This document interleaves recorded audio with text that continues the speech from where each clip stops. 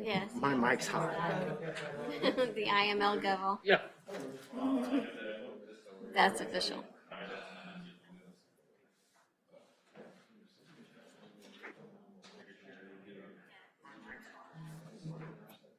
All right, we're good to go.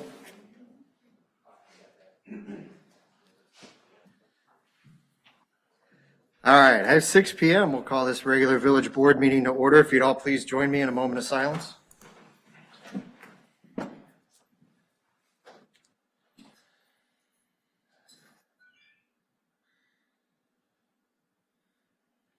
I pledge of allegiance.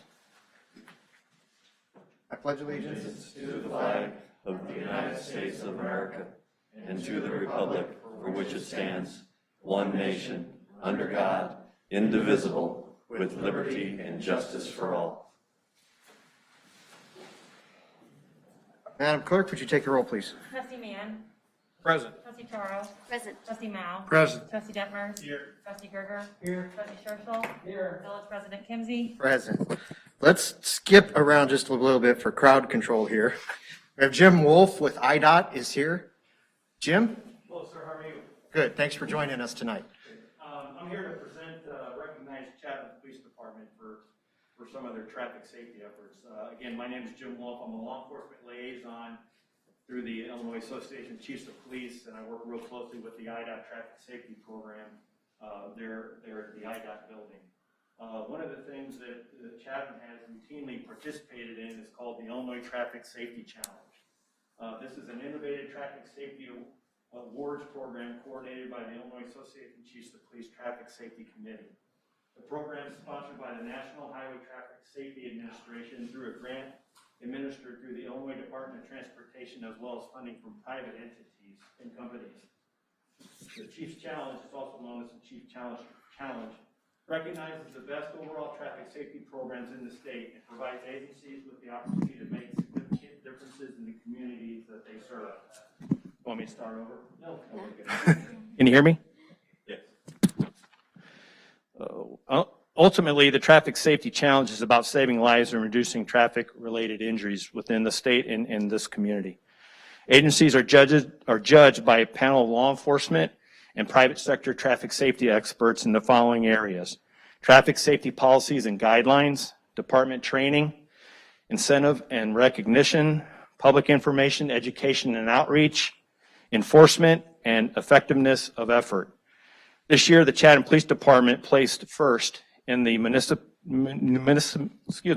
municipality 11 through 25 sworn category. So I'd like to have the chief, deputy chief, and Daisha come up so I can present them with the first place plaque.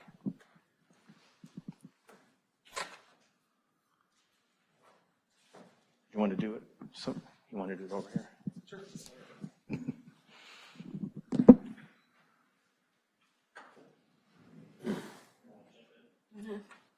I can hold behind Vern and his broad shoulders. I'm smiling, I really am.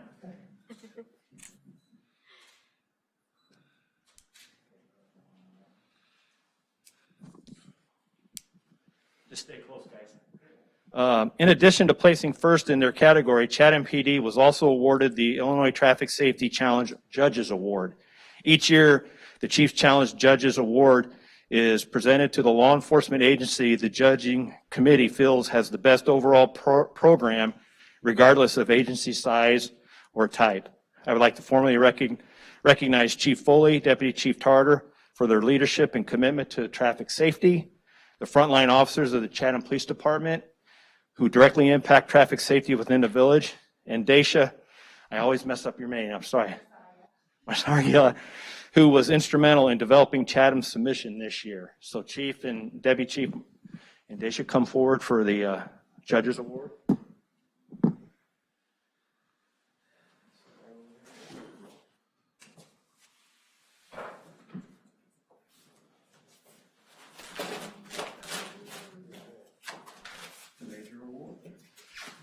Leg lamp? Is it a leg lamp? That would be the best. I'm going to put for you one.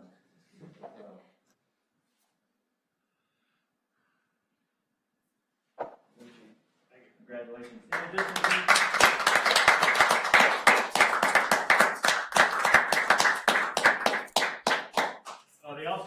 received a brand new moving radar for squad cars as part of their first place award. So, thank you very much. Thank you, Mr. Wolf. We appreciate you having you. Come back next year. Chief, do you want to give your acceptance speech? Here's the microphone is up here. Just real quick, I want to say thanks. Thanks to the Illinois Traffic Safety Committee, and obviously this award couldn't have been possible without the commitment of the men and women of the Chatham Police Department. Especially Daisha is definitely a key component into getting this up and going and being able to complete it. And I can't say enough about placing first place in the Judges Award, which that is, as Jim said, the number one award amongst all the agencies that are represented for the Illinois traffic safety. But again, it wouldn't be possible without the commitment of the men and women of the Chatham Police Department. Thank you.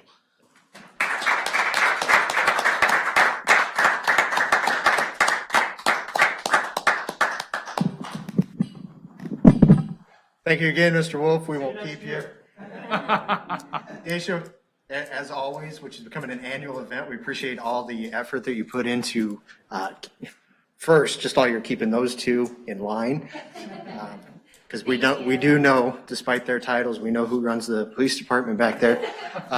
And we commend you on the work that you put in and really appreciate it. We've got a great force here, and it's nice to see them recognized, and you're a big part of that. So thank you, Daisha. Gentlemen, congratulations again.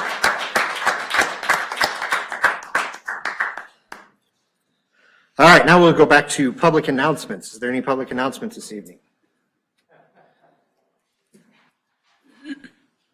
Russ Morgan with the Chatham VFW Post 4763. As you know, things have changed. So this year, we're not going to have Veterans Day ceremonies, but we will be having a color guard from 11 to 11:30 posted around the memorial. And if you want to come on out, we encourage everybody to social distance, wear red, white, and blue. If you're driving by the memorial at that time, honk your horn and let us know you're out there. And the fire department is going to have their big flag out there for us. And if it's raining, we'll make a decision at that time what we're going to do. So, thank you. Thank you, Les. Anything else? Public comments regarding agenda topics? There was no emails in. Thank you, Pat. Hearing none, we have a motion to put the consent agenda on the table. I'll make that motion. Trustee Miles made a motion. To have a second? Second. Second by Trustee Charo. Discussion or comments regarding the minutes or the warrants? Hearing none, Madam Clerk, would you take the roll? Trustee Mann. Yes. Trustee Charo. Yes. Trustee Mao. Yes. Trustee Detmers. Yes. Trustee Kirker. Yes. Trustee Churchill. Yes. No old business. Item 1 under new business is the volunteer signage in Community Park.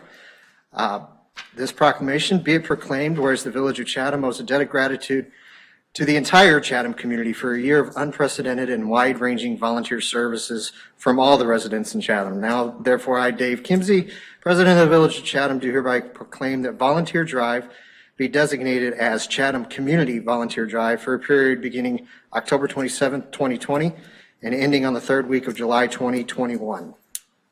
We have a motion to accept this. I'll make that motion. I'll second. Trustee Mao, second by Trustee Mann. All in favor? Aye. Opposed? Hearing none. Thank you. This has been an interesting year, to say the least, and probably going to get more interesting as the year continues on. Probably the most uplifting thing I think any of us has seen is the way that members of our community have continued to step up and support each other, no matter what challenges faced this year. So this seemed very appropriate. I appreciate those that review submissions and nominations for the naming of Volunteer Drive each year, for their time reviewing this and a thoughtful recommendation that they made to us. Item 2 is the Village of Chatham, Illinois Auditors Communication to President, Board of Trustees, and Management. We'll combine that with item 3. And we will let our auditors have the floor. Chad?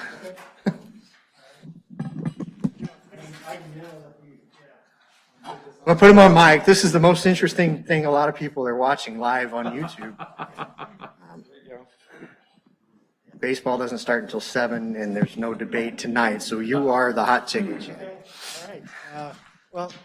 Thank you for the opportunity to work with the village again this year. With me tonight is Megan Cochran. She's a director on our local government team. And so she did a lot of the supervision for the audit engagement. And thanks to Sherry and the rest of the staff for all their help during the audit process.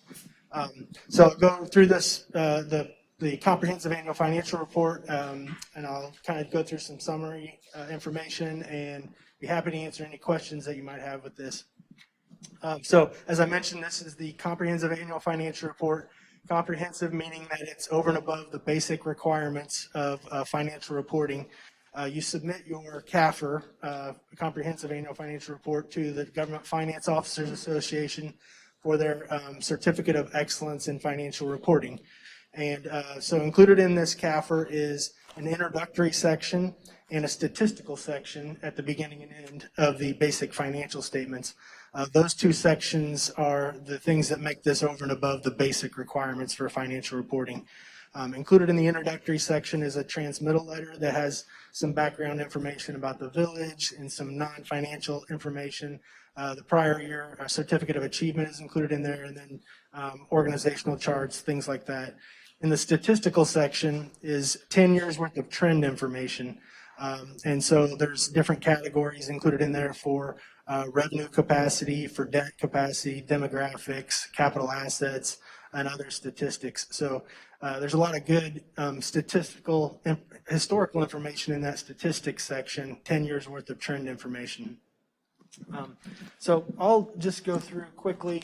One of the only things in the basic financial statements that's ours is the independent auditor's report, and that's on page 1 through 4, I believe. And it is a unmodified opinion, which means that we believe that based on our audit procedures, everything included in this financial statements is fairly presented. After the independent auditor's report is the management's discussion and analysis, and there's about probably 10 pages or so of MD&A, and this includes comparative information last year versus this year, and a lot of information about why things may have increased or decreased. So there's a lot of good information in this kind of condensed financial information. All of this is written by management and is included in that section right after the independent auditor's report. So just kind of some summary highlights on the basic financial statements themselves. There's the government-wide financial statements starting on page 4, and it includes a statement of net position, which is essentially your balance sheet, your assets less your liabilities equal your net position. And these are stated on a total full accrual basis financial statement. So this includes all of your capital assets and your governmental activities. So any infrastructure that you may have, any of those assets are included in these governmental activity column. And it includes all of your debt as well. And included in those liabilities and that long-term debt are other post-employment benefit liabilities and net pension liabilities for both IMRF and for the police pension fund. So included in your fund financial statements, which we'll go through in a minute, those items are not included in those financials. So they're included only in these government-wide financial statements. In terms of your financial position, if you look on page 6, this is the statement of activities. And this is kind of an unusual format for an income statement. You kind of start with expenses on the left-hand side by category, by governmental function, general government, cemetery, culture, and recreation. And then you kind of read across, and included in there are program revenues. These are charges for services, grants, capital and operating, and then get to a kind of a net amount. And you can see there in the governmental activities, obviously, you have a deficit of about $5.2 million because the governmental activities isn't self-sufficient. But if you read down, then you have general revenues, property taxes, road and bridge taxes, use, telecom taxes, and video taxes. All of those total about $4.2 million. And so in the current year, you had a negative change in net position. You had a loss essentially in your governmental activities of about $936,000, and in your business type activities, approximately $216,000. Included in these things are non-cash expenses like depreciation, as well as change in those net pension liabilities and your other post-employment benefit liabilities. And so after that, you have your basic financial statements for your fund financial statements, your general fund, starting on page 7. Your general fund is reported there, and then you have an aggregate non-major column.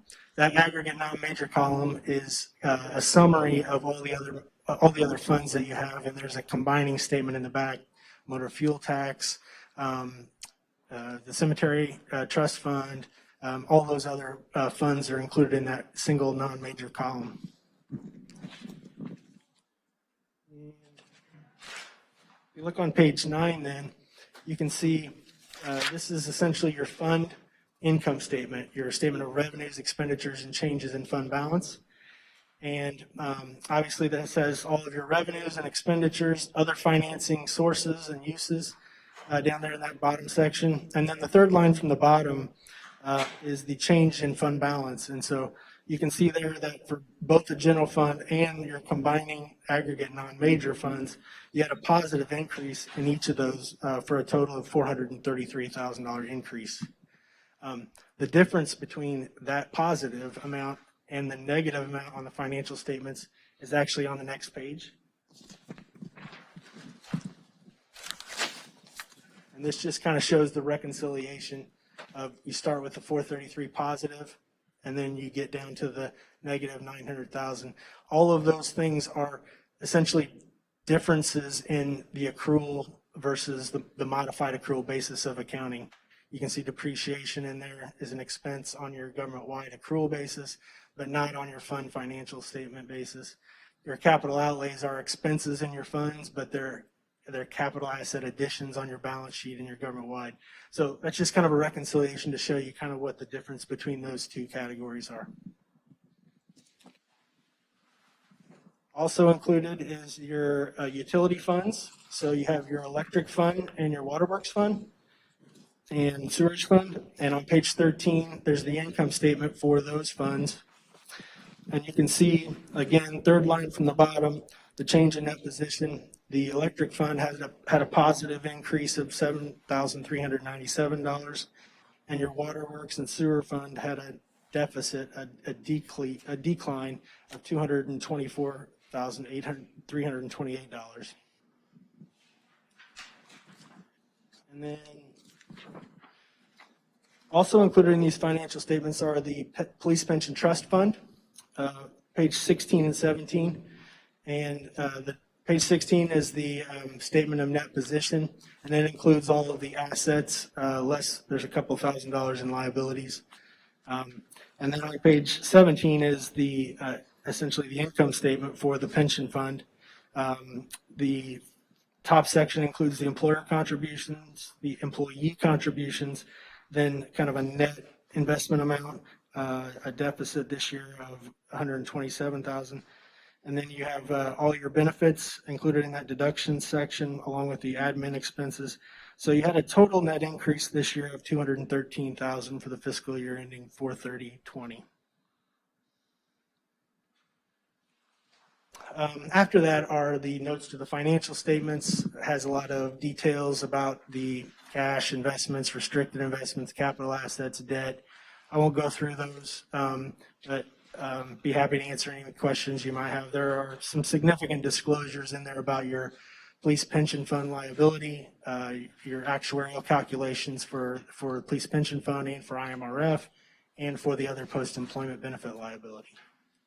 So when the expense is an increase of 2.6% for the electric, water, and sewer, can you compare that to what other villages, cities are experiencing that you're looking at for the fiscal year? Is that on par, average, lower, higher? I mean, just an increase over the prior year. Yeah. Yeah, I'm not sure I can give you a comparable on whether or not expenses increased or decreased. A lot of that is budget driven, personnel costs. In terms of just direct operating costs and things of that of each of the funds, a lot of those I know are significantly payroll-related costs. So I'm not sure I can give you a comparable with other entities in terms of increases or decreases. What about the net position? Can we talk through that a little bit more? That seems pretty significant. For the utility? The net position, so on page 4, that basically the net position decrease of $1.1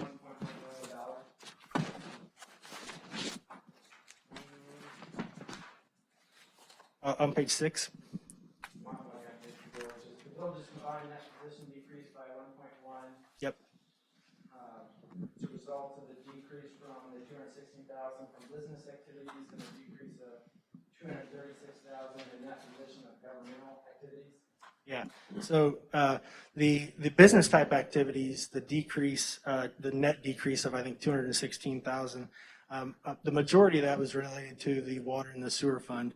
And I believe that this year there was a rate increase on July 1st, 2019, but there were the consumption usage, I believe, in the summer months of last year versus this year were down significantly. We review like the consumption by month in the reports that your system generates, and I think that a lot of that had to do with consumption. So that was a significant portion of the decrease. In summer 2020 or summer 2019? That would have been summer of 2019, which is in your fiscal year ending 4/30/20. 2018 would have happened. And then as far as the 900,000 relating to the governmental activities, I mentioned back on page 10 was that reconciliation. And that reconciliation shows that in your fund financial statements, which is on a modified accrual, you actually had a positive increase of 433,000. The significant increase, decrease from that number relates to, if you can see in the middle of the page there, on page 10 of the financial statements, the other post-employment benefit expense was approximately 644,000, and the pension expense was approximately 313,000.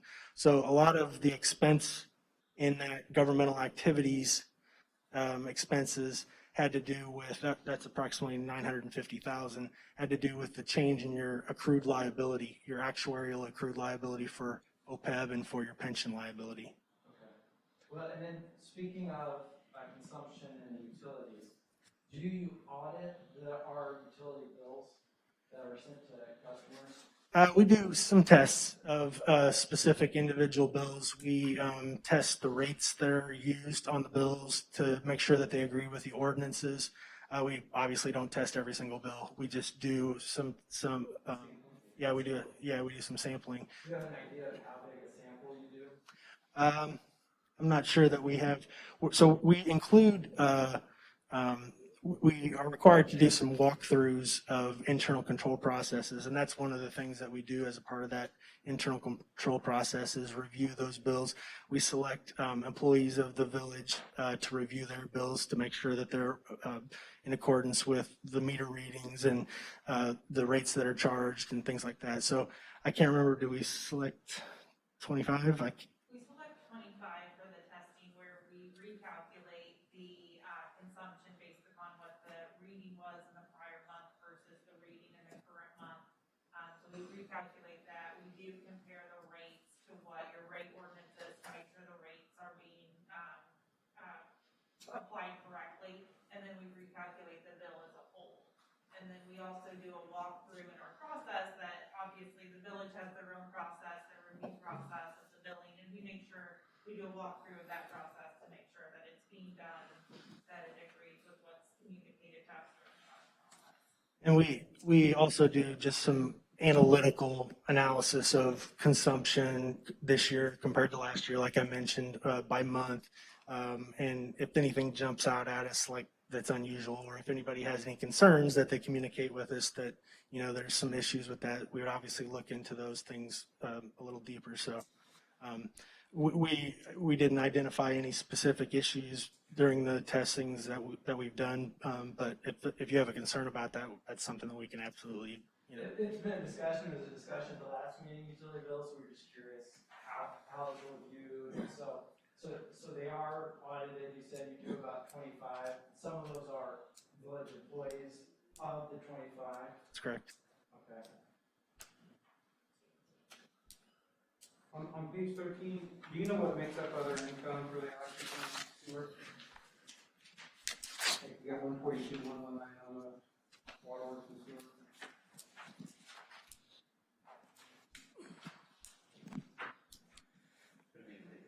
Sherry, isn't that? I think the penalties are actually in user charges. In other income in the water and sewer funds, it's water tap fees is the main part. Electric is probably the sale of the meters. And then we usually have some insurance reimbursements. When someone hits a utility pole or an accident, then that income is usually met. Somebody accidentally cuts our water main down. Combine hits a pole. Okay, anything else for the others? Hearing none, thank you. Appreciate you guys' work with it. One of the descriptions that was used talking about the comprehensive annual financial report, it said over and above the financial reporting requirements. I think that kind of just describes Sherry's effort on a whole here. So we appreciate it. And I see the auditors nodding, which is always a good agreement that they've got somebody good to work with. So Sherry, I know this takes a lot of effort on your part and on Kayla's part as you're teaching her how to do this at the same time. So thank you very much for another successful audit, clean audit. All right. Don't feel pressured to stay. We're not offended if you get up and leave. Thank you very much. Thank you. Item 4 is a resolution approving insurance renewals for risk management workers' compensation insurance from Alliant Insurance Services for the Village of Chatham effective December 1, 2020 through December 1 of 2021. Could I have a motion, please? I'll make that motion. Trustee Miles made a motion. Do I have a second? Second. Second by Trustee Charo. Do we have any discussion regarding this resolution? Hearing none, Madam Clerk. Trustee Mann? Yes. Trustee Charo? Yes. Trustee Mao? Yes. Trustee Detmer? Yes. Trustee Gerger? Yes. Trustee Churchill? Yes. Item 5 is an ordinance approving a pre-annexation agreement with John and Marilyn Kennedy. Could I have a motion to bring this to the table? I'll make that motion. Trustee Charles, seconded by Trustee Mann. Pat, I'm going to give a quick update on what this one is. These are always hard to read. There's a church out on the frontage road. They are on a 1 acre parcel. They would like to add another acre to that. The Kennedys own the parcel that the church is on, as well as the 13 acre parcel that was behind it. They have agreed to sell them that. They needed us to okay it since it's within the 1.5 miles of our village limits. And I asked the Kennedys if they would be willing to sign a pre-annexation agreement with us, and they were. After we get done with this, it will go to the county will split it, and the sale will go on. So for those playing the home version of annexations, this the Kennedy parcel had been one that for quite a long time we've been asking to get on a pre-annexation agreement. So Pat was able to make that happen. So appreciate the work to work the Kennedys through this agreement and what those types of pre-annexation entails. Has the planning commission reviewed this? No. They don't need to, correct, Yeah. Greg? Just asking. Yeah. They have not. Any other? Madam Clerk, to take the roll. Trustee Mann? Yes. Trustee Charo? Yes. Trustee Mao? Yes. Trustee Detmers? Yes. Trustee Gerger? Yes. Trustee Churchill? Yes. All right. Any additional public comment regarding village business? Hearing none, schedule meetings, public properties and recreation, 6 p.m. November 9th. Village board will meet 6 p.m. November 10th. Committee of the whole follows 6:15 or thereafter. The Chatham Fire and Police Commission meeting November 18th, 5:30. Planning Commission 6 p.m. November 19th. Village board 6 p.m. November 24th. And the Utility Oversight Subcommittee scheduled for 7 p.m. on December 14th.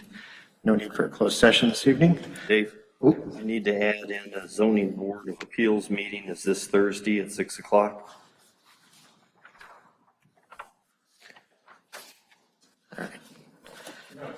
Yeah, what's the topic?